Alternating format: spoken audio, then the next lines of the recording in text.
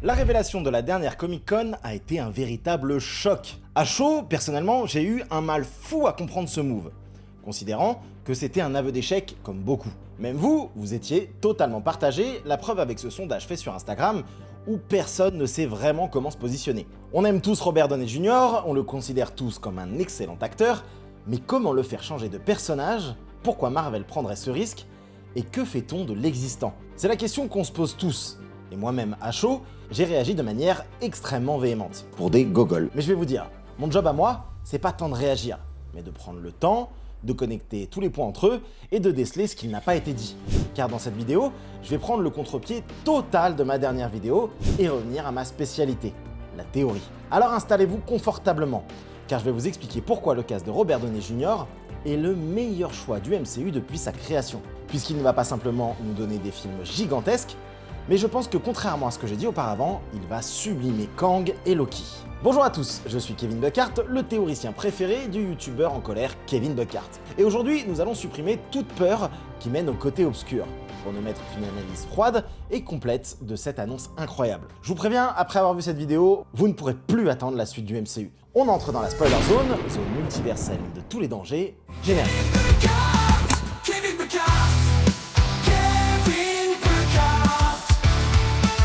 Marvel a voulu choquer tout le monde avec cette Comic-Con, et ça a marché. Après près d'une heure de détails intéressants mais timides, Kevin Feige lance une bombe et confirme le retour des frères Russo dans le game pour réaliser ce qu'il sera probablement le plus gros événement pop culture de Marvel. Les films Avengers 5 et 6 nommés Doomsday et Secret Wars. Et ils ne reviennent pas seuls, puisqu'avec eux, ils ramènent Steve McFeely, le scénariste qui a travaillé sur la trilogie Captain et sur Infinity War et Endgame. Une équipe qui sait assurément créer des événements épiques, en n'adaptant pas un comic directement de l'histoire d'origine, mais en piochant des éléments de plein d'histoires incroyables pour en faire un film unique. Car que ce soit Winter Soldier, Civil War ou Infinity War, ces films n'ont absolument rien à voir avec les comics dont le titre est tiré. Le fond est le même, mais l'histoire est totalement différente. Et pourtant, ils sont, pour moi, clairement les meilleurs films du MCU incontestés. Et jusqu'ici, oui, le multivers de Marvel est très mal exploité. Marvel a voulu ajouter un tas de concepts et s'est finalement focalisé sur un empilement de caméos de variants sans saveur, sans jamais exploiter réellement le concept d'univers parallèle. Car dans les meilleures interprétations du multivers, que ce soit dans la série Dark Matter ou à l'ancienne Slider par exemple, les mondes parallèles sont des univers semblables aux nôtres, mais où un personnage, à un moment charnière, a pris une décision différente qui l'a mené à un autre chemin, et donc une destinée totalement différente qui a changé la face de son univers. C'est le principe de l'effet papillon. Une décision différente impacte tout un monde. Exemple, il existe un monde où la tentative sur Trump aurait pu réussir. Un monde dont le destin serait probablement totalement différent du nôtre. Et c'est d'ailleurs tout le concept expliqué dans Loki. Les événements Nexus peuvent n'être que des choix qui impactent finalement assez peu son univers, ce qui donne une branche très similaire à notre monde, mais si l'événement Nexus est énorme, alors c'est carrément un nouvel univers qui se crée. Et c'est pour ça que le multivers est infini finalement. Partant de ce constat, revenons à notre Comic-Con. Avec l'émotion, il était extrêmement difficile de réfléchir correctement à ce qu'il venait de se passer. Mais en fait, encore une fois, tout est devant nous. Et c'est extraordinaire. L'introduction des Russo commence avec Secret Wars. Ils nous annoncent que pour faire justice à Secret Wars, le comics, il y a un personnage indispensable. Le nouveau titre d'Avengers 5 est dévoilé, il s'agit de Doomsday, qui a beaucoup plus d'impact que ce que vous ne pensez. Mais on reviendra dessus dans quelques minutes. Là entre une armée de Doom sur scène. D'entrée, nous comprenons bien que les deux films Avengers sont intimement liés. Ça, plus le fait de reprendre le schéma de ce qui a extrêmement bien fonctionné dans le duo Infinity War et Endgame, avec deux films séparés de seulement un an. Enfin, ils ajoutent, si nous voulons ramener Doom au cinéma, je pense que nous devons ramener le meilleur acteur au monde. Voici la preuve des inimaginables possibilités qu'offre le multivers de Marvel, nous vous offrons la seule personne qui peut jouer Victor Von Doom. De là sort des Doom un Doom vert, qui enlève son masque et révèle l'acteur de Tony Stark, Robert Downey Jr. Encore une fois, sur le coup, j'ai été choqué, ne comprenant absolument pas ce qui venait de se passer. Mais le théoricien est enfin de retour, et il est temps d'analyser ce qu'on a vraiment voulu nous montrer. Les Russo nous expliquent qu'ils rendront hommage à Secret Wars en incluant vraiment Dr. Doom comme le personnage principal. Ce qui veut dire qu'ils s'inspireront grandement du run de 2015 de Jonathan Hickman. Mais en parallèle, ils nous expliquent à quel point le multivers offre des opportunités incroyables. Et là arrive Robert Downey Jr. qui ne laisse absolument rien au hasard. Il enlève le masque, écarte les bras comme la première fois que nous rencontrons Tony en 2008 et enfile ses lunettes. Les premiers mots qu'il prononce sont « New mask.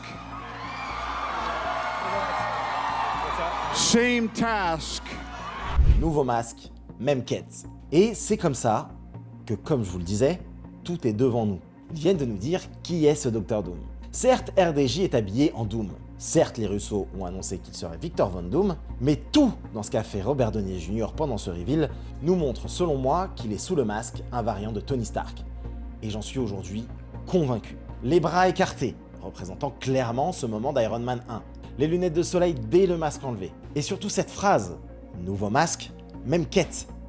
Le Tony Stark du MCU a passé sa vie à tenter de sauver sa Terre, à la protéger des menaces qu'il ne comprenait pas lui-même. Et le nombre de fois où les décisions de Tony auraient pu le faire passer du côté obscur sont nombreuses, notamment avec Age of Ultron, où il envisageait clairement de mettre une armée de robots pour protéger la planète. Ce qui est une vision plus ou moins fasciste de la sécurité, pas si différente au final du plan d'Hydra dans Captain America and the Winter Soldier. Et ensuite, ce pack de Sokovie, qui est un moyen de militariser les super-héros. Tony est le plus brillant cerveau de l'univers 616, mais tout simplement parce qu'il n'a jamais été réellement challengé. Il n'a jamais eu face à lui un Reed Richards ou un Victor Von Doom, qui dans les comics lui sont infiniment supérieurs en intelligence. Et c'est là que nous revenons au concept de multivers. Ce personnage est peut-être tout simplement un Stark qui n'a jamais eu un Captain America à ses côtés pour le calmer, ou encore une Pepper Potts qui l'a poussé à fonder une famille. Mais au contraire, des rivaux qui venaient challenger son intelligence au point de n'avoir plus aucune limite. Un Stark qui a sûrement connu un destin tragique, perdant beaucoup, et qui est prêt à tout pour remplir son destin, sauver son monde. Et au final, c'est ce qui le rapproche le plus du Von Doom des comics. Si ce personnage est aussi apprécié, c'est parce qu'il n'est en soi ni bon ni mauvais. C'est un personnage gris, sans morale, prêt à tout pour atteindre ses objectifs. Quand je dis ni bon ni mauvais, c'est parce qu'il traite de la même manière les héros et leurs ennemis. Il s'alliera à qui peut l'aider à servir ses propres intérêts. Mais surtout, il est persuadé que lui seul comprend comment sauver le monde et qu'il est le seul à pouvoir faire ce qu'il doit être fait, même si ce n'est pas moralement acceptable. Je vous le dis, un Stark qui n'avait pas Captain à ses côtés pour jouer ce rôle. Mais prenons 2 secondes pour expliquer qui est dans les comics Victor Von Doom. Très rapidement, Victor est originaire de Latverie, un petit pays pauvre et corrompu d'Europe de l'Est. Sa mère est une sorte de sorcière tzigane qui a vendu son âme au diable. Victor immigre donc aux États-Unis bien décidé à sauver sa mère. Il obtient une bourse et étudie dans la plus prestigieuse école du pays, aux côtés de son rival de toujours, Reed Richards. Reed deviendra alors son obsession. Il veut lui prouver qu'il est plus intelligent que lui, jusqu'à tester une machine encore en conception pour prouver à Reed que ses calculs sont bons, quand celui-ci lui dit qu'ils ne le sont pas. Une machine qui s'enflamme. L'accident brûle le visage de Victor, totalement humilié, qui retourne au pays se réfugier dans les montagnes de Latverie pour apprendre les arts mystiques. Il est si bon que les moines de son temple le vénèrent et créent un culte à son image. Se crée alors l'identité du Dr Doom. Il se considère aujourd'hui comme le plus grand génie au monde et le second magicien le plus puissant. Après qui vous savez. Il souhaite faire le bien, mais ses méthodes sont extrêmes. Il reprend la Latverie aux dirigeants corrompus, et lui devient un dirigeant aimé par son peuple et reconnu par la communauté internationale. Il s'immiscera ensuite dans les affaires des héros lorsque la Terre ou sa nation se voit en danger, et alternera ses alliances entre vilains et héros. Mais ce Doom du MCU sera probablement très différent. Non, je ne pense pas que Robert Downey Jr. n'ait à proprement parler Victor Von Doom. Je ne pense pas non plus qu'il aura des origines tziganes. Mais je suis convaincu qu'il sera forcément un variant de Tony Stark, passé du côté obscur pour mener à bien sa quête avec un autre masque. Et quand on y réfléchit, cette décision est finalement totalement logique. Tous les fans ont rêvé de revoir Robert Downey Jr. revenir sous les traits d'un variant de Tony dans cette saga du multiverse. Mais à condition que ce soit bien fait. Et selon moi, il est donc impossible que l'acteur joue un autre personnage. Le multivers a déjà trop perdu les fans, beaucoup n'ont pas compris par exemple pourquoi Captain America se transformait en flamme dans Deadpool et Wolverine, alors que l'acteur avait déjà joué le personnage de Johnny Storm dans 2 films. Je pense donc qu'il est impossible de nous faire croire que Robert Downey Jr. soit vraiment Victor Von Fatalis. Ce serait totalement perdre le public lambda.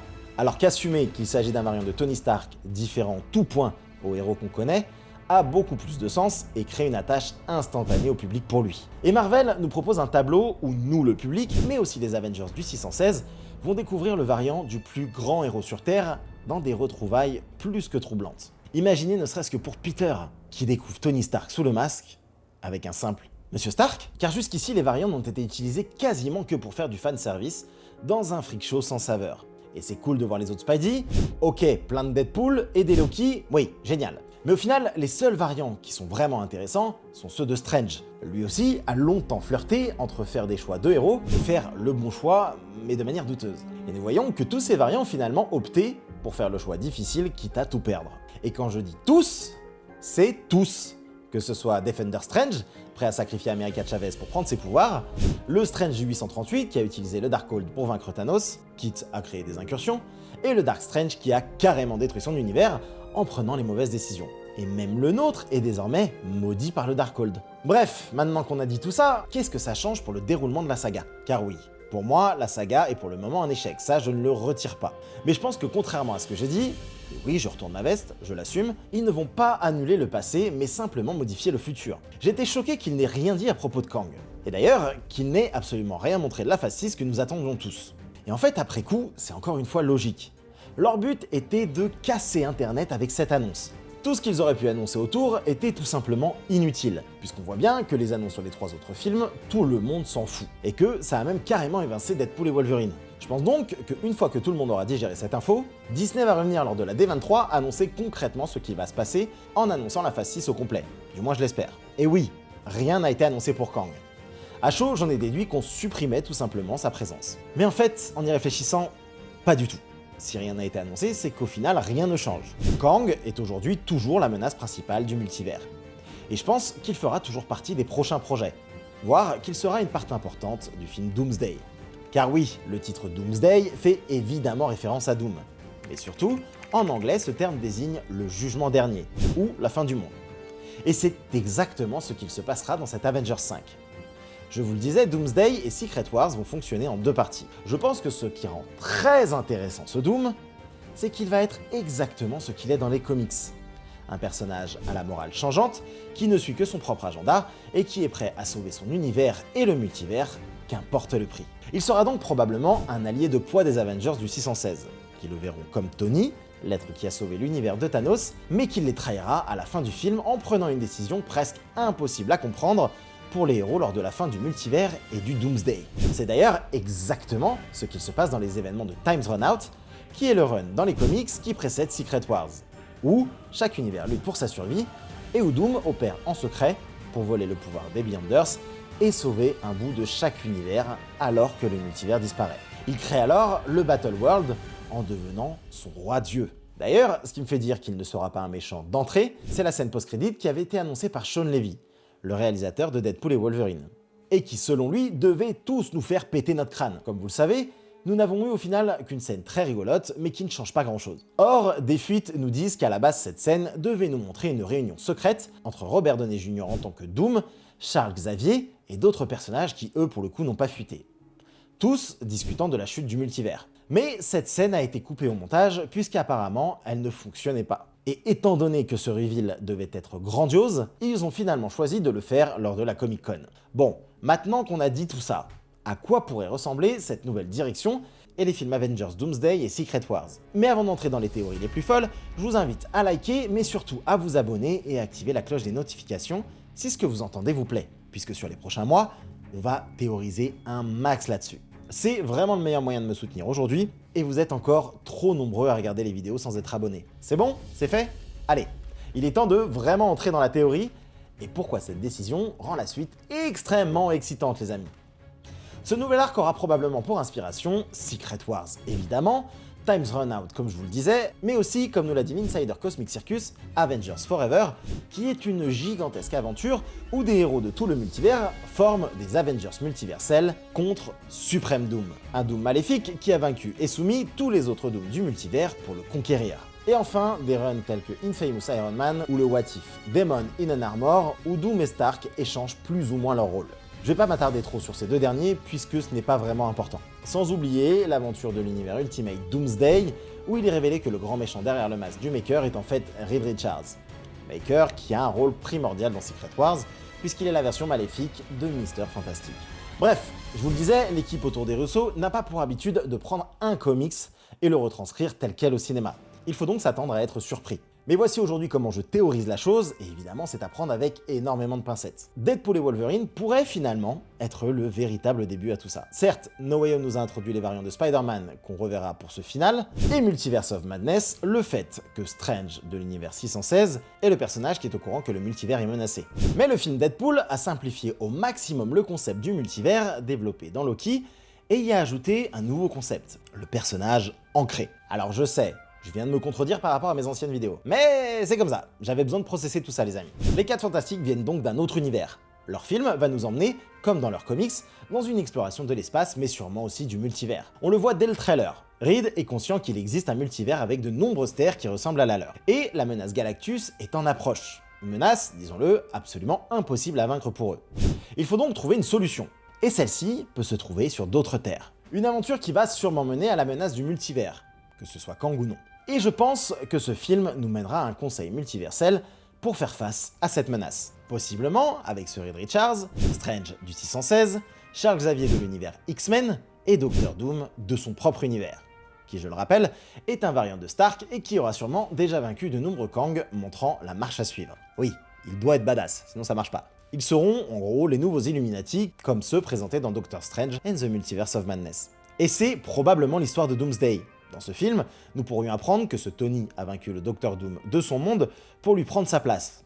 Et c'est peut-être l'événement qui a tout changé dans son univers, puisque je vous parlais du concept de personnage ancré ou agglomérateur. Et si en fait ce Docteur Doom était cet agglomérateur et que Tony l'avait éliminé, et que désormais, son monde se meurt, à la manière de celui de Deadpool. Ce Stark sera alors sûrement très différent de notre monde et pourrait avoir tout perdu. Ce qui serait la raison qu'il le pousse à voler l'identité de son ennemi pour tenter de faire le bien, de son point de vue en tout cas, en allant vaincre tout un tas de Doom de plusieurs univers pour en faire une armée. D'où les nombreux Doom présents sur scène lors de la présentation. Bref, de là, une guerre gigantesque reprenant énormément de personnages aura lieu, sur plusieurs fronts à la fois. Et probablement que des événements viendront fracturer cette alliance quand des incursions viendront mettre face à face deux mondes de ses leaders. Ce qui poussera Doom à agir seul, à trouver sa propre solution, qui pourrait être jugée immorale par les autres héros, probablement au sein du TVA. Car ce film finira indubitablement par la fin de tout, les héros n'ayant pas réussi à se résoudre, à se salir les mains, en détruisant des milliards de vies,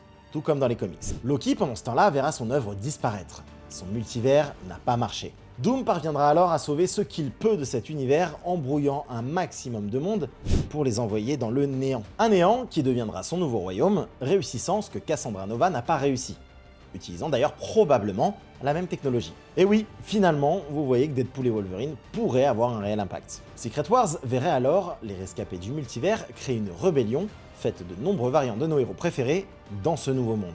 Probablement dirigé par un Loki qui connaît très bien le néant, décidé à corriger ses fautes, contre un Doom persuadé d'avoir fait le bon choix et d'avoir sauvé tout le monde. Et c'est probablement l'une des histoires les plus intéressantes qui puissent exister à ce jour, mettant le rôle des héros dans la balance, car ces héros tentent en général toujours de faire le bien. Mais où se situe réellement le curseur? Leur vision du bien est-elle finalement la chose à faire? C'est d'ailleurs, plus ou moins, toute l'histoire du fascisme. Tous ces dirigeants qui finissent dictateurs sont d'abord vus en héros, en sauveurs, et pensent réellement faire le bien, seulement avec des méthodes légèrement persécutrices. Et ils deviennent toujours l'inverse de ce qu'ils ont prétendu être toute leur vie, rendant ce choix Robert Downey Jr. absolument brillant, puisqu'il passerait du héros ultime qui s'est sacrifié pour sauver l'univers, à ce méchant malgré lui qui a sacrifié le multivers pour le sauver.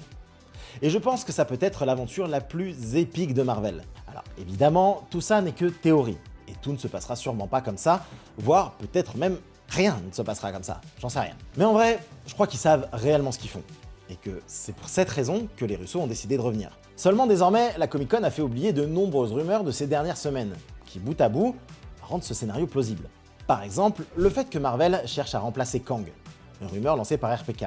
La décision de mettre Robert Downey Jr. a été prise il y a des mois, étant donné qu'ils ont tourné une scène post-crédit pour Deadpool et Wolverine. C'est donc que Disney cherche vraiment un nouvel acteur pour Kang. Aussi, le fait que Hugh Jackman aurait accepté de revenir à condition qu'il fasse équipe avec Robert Downey Jr. et Tobey Maguire, ce qui est totalement possible dès Doomsday. Aussi, le fait de dire que Deadpool et Wolverine est très important pour la suite. Bref, cette annonce ouvre de nombreuses portes beaucoup moins sombres que ce que je pensais à ma première réaction. Une petite leçon pour moi puisque désormais, je prendrai 24 heures pour penser avant de réagir à chaud. Et concernant le reste, je pense toujours que Marvel a décidé de mettre le turbo pour clôturer cette saga du multivers. et je pense que c'est une excellente décision. Désormais, tous les projets doivent mener à la fin du multivers et à Secret Wars. Captain America va mener au Thunderbolt et aux nouveaux Avengers, deux équipes qui seront utiles dans cette guerre. Les 4 Fantastiques au début de ce conflit, et les quelques films que nous attendons comme Doctor Strange 3 ou Shang-Chi 2 doivent aussi amener des billes. Il faut que ces films nous donnent envie de voir la suite. Fini les stand-alone sans impact. Le run Time Run Out se passe pendant un an dans les comics où tous les héros tentent de trouver une solution à l'irrémédiable fin du multivers, quand le reste du monde continue sa vie. Et nous devons vivre ces 3 prochaines années dans le même état d'esprit. Les Midnight Suns et Blade peuvent attendre, y a aucun souci. Je fais donc confiance à tout ce petit monde pour nous péter le crâne avec le retour de valeurs sûres et un scénario qui peut être totalement inattendu. Car est-ce que je dois vous rappeler comment on s'est tous retrouvés à la fin de Infinity War et Endgame?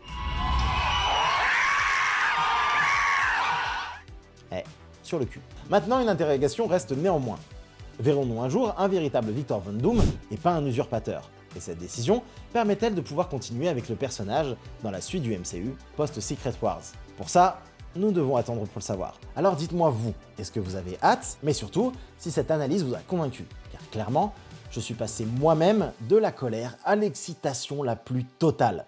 En attendant, si vous n'avez toujours pas vu mon analyse complète de Deadpool et Wolverine, ça se passe juste ici. Et surtout, n'oubliez pas d'être curieux. C'est clairement le secret pour être heureux. Ciao!